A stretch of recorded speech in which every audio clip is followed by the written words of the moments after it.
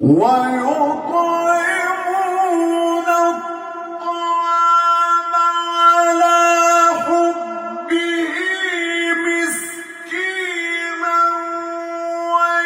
ويتيما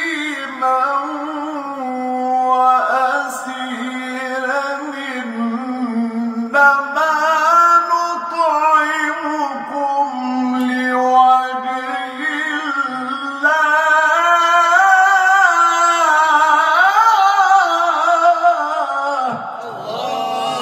تكبير.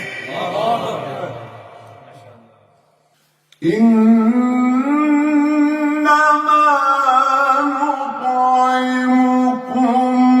لوجه الله لا نريد منكم جزاء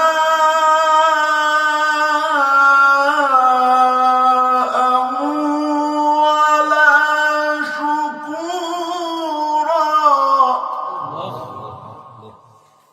إنا نخاف